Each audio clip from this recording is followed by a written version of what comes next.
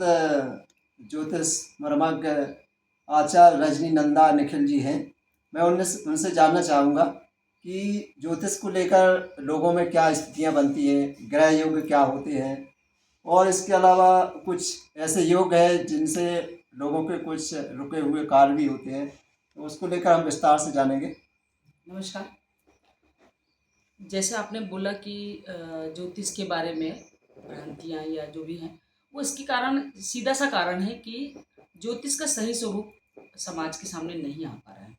इस कार्य के लिए मैंने एक छोटी सी शुरुआत की है। एक हमारा छोटा सा ग्रुप चलता है व्हाट्सएप पे, ज्योतिष ज्ञान गोष्ठी, जिसको मैं और डॉक्टर शैलजा श्रीवास्तव जी चलाते हैं। और हम लोग निरंतर अभी 7 गोष्ठी कर चुके हैं। इसके पहले मैंने 3 गोष्ठी किया था, लेकिन फिर बीच में 2-3 साल का गैप हो गया क्योंकि कोरोना काल के बाद में फिर मेरे टीचर एक्सपायर हो गए, तो फिर हमने इसको बंद कर दिया। लेकिन अभी शैलजा जी के मेरे साथ आने के बाद में इसको मैंने एकदम कंटिन्यू किया और बहुत अच्छा जा रहा है। बहुत तो बढ़िया। अभी हमने जाखला धाम सरकार करके है मंडी द्वीप के पास में सिमरई में बड़ा हनुमान मंदिर है, वहाँ पे गंगा प्रसाद आचार्य जी के माध्यम से हमने ये कार्यक्रम को आयोजित किया। इसमें तकरीबन 250 लोग आए और बहुत अच्छा रिस्पांस मिला हमें। उन लोगों के हमने फ्री निःशुल्क था। उस संगोष्ठी में क्या कुछ मुद्दे विशेष हाँ, हैं? विशेष मुद्दे जैसे लोकतंत्र बाधा से पीड़ित हैं, लोगों को पता ही नहीं है कि वो क्यों परेशान है ना? बस उनकी समस्याएं इतनी ज़्यादा हैं क्योंकि गांव वाले हैं, उनको नहीं पता कि वास्तु क्या होता है, ज्योतिष क्या होता है, इनके बारे में वो नहीं जानते हैं। तो वो लोग को हमने समझाया कि भाई जिनके पास कुंडली थी उनकी हमने कुंडली देखी, जिनके पास में कुंडली नहीं थी उनका हाथ देखा गया, और जिनके पास जो सोच रहे थे कि हम और कुछ भी दिखाएं तो टैरो कार्ड भी किया गया, अंक ज्योतिष भी किया गया, है ना? और साथ में ये हम मैंने अपना जो था वो तंत्र बाधा वाला जो देखा वो भी देखा ना, वास्तु भी देखा गया। कुछ थे समझदार लोग जिन्होंने वास्तु भी दिखाया मधुकर सर जी से। तो बहुत अच्छा रहा हमारा कार्यक्रम। और कार्यक्रम का जो मुख्य सब्जेक्ट हमने रखा था इस बार गोष्ठी का, वो रखा था पंच महापुरुष योग। अच्छा। ये कुंडली में विशेष योग बनता है। जैसे किसी की कुंडली है उसमें केंद्र भाव, केंद्र भाव होता है और त्रिकोण भाव होता है।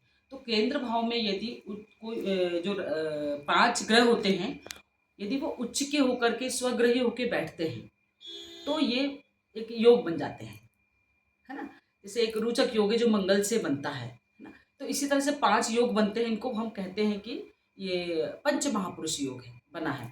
तो इससे व्यक्ति का बहुत अच्छा भी होता है। अब मंगल से रोचक योग बना तो व्यक्ति की ऊर्जा बहुत बढ़ जाती जी।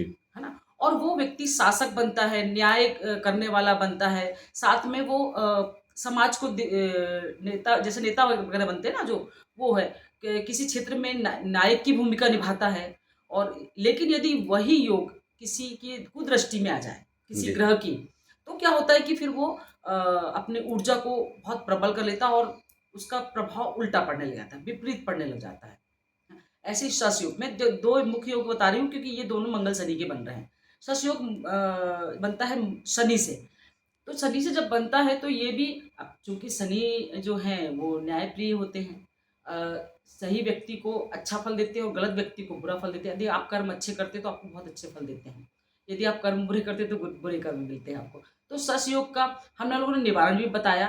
कुछ ने कहा कि इसमें राहु को प्रबल कर लिया जाए, किसी ने कुछ कहा, किसी ने कुछ कहा। लेकिन मेरा एक मानना है कि यदि महादेव की पूजा की जाए या महाविद्याओं की, चूँकि मैं तांत्रिक हूँ, मैं तो महाविद्याओं पे साधना करती हूँ, 10 महाविद्या उपासक हूँ।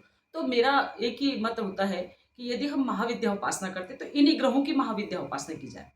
यदि शनि से बन रहा है शश योग और यदि वो विपरीत फल दे रहा है तो हमें महाकाली का पूजन करना चाहिए, बहुत अच्छे से होता है। दूसरा एक और है गुरु चांडाल योग भी बनता है, जी इसको जी। लेकर क्या? गुरु चंडाल योग तो अधिकांश कुंडलियों में देखा जाता है। गुरु के साथ में राहु का आ जाना या राहु के नक्षत्र में गुरु का आ जाना या दोनों का साथ में बैठना या युति होना, इसी को बोलते हैं। तो गुरु चंडाल योग बनता है। ये योग बड़ा ऐसा बाधक योग है व्यक्ति के जीवन में कि जो बनते बनते कार्यों को बिगाड़ देता है। विवाह में देरी करवाता है, आपकी सर्विस लग रही है तो उसमें देरी करवा देगा, आपका यदि कोई अच्छा मांगलिक कार्य हो रहा है उसमें देरी करवाएगा, धन आने में बाधा करवाएगा आपको। यदि राहु बहुत ज़्यादा प्रबल है उसके ऊपर, गुरु के ऊपर, तो आपको गलत दिशा में ले जाएगा। तो इस तरह से ये सारे कार्यों को उल्टा कर देते हैं, बाधा डालता है। बाधा डालता है। लेकिन गुरु, चूंकि गुरु है ना, देवों की गुरु है, वो कभी भी किसी को भी अपनी परछाई में लेने के बाद में, अपनी छाया में लेने के बाद में उसको अच्छा कर देते हैं। थोड़ी कुछ दिनों के लिए वो भली आपको विपरीत दिशा में ले जाए या कुछ करे, लेकिन बाकी वो करते हैं अच्छा ही है। गुरु ज्ञान का प्रतीक है, इसलिए वो ज्ञान की ओर लेके जाते हैं। ये है गुरु चरणारियो। क्या संदेश है आपका गोपाल भाई? मेरा संदेश यही है कि ज्योतिष ऐसा नहीं है, इसको अंधविश्वास नहीं कहा जा सकता या इसमें कोई भ्रांति बिल्कुल भी नहीं है। यदि बहुत अच्छा पढ़ा लिखा व्यक्ति है तो वो ज्योतिष पे काम कर रहा है, उससे जाके आप पूछेंगे, अपनी कुंडली दिखाएंगे, आपको उचित मार्गदर्शन मिलेगा और आप उस पे उसके उपाय करेंगे तो आपको मार्ग मिलेगा, आप जीवन में सफलता की ओर बढ़ पाएंगे। आपसे कोई संपर्क करना चाहे तो अपना संपर्क। हाँ, मुझसे कोई संपर्क करना चाहे तो मैं चूना भट्टी में सियाई इंक्लेव में 52 नंबर में है मेरा मकान, और साथ में मेरा नंबर है 8305704084।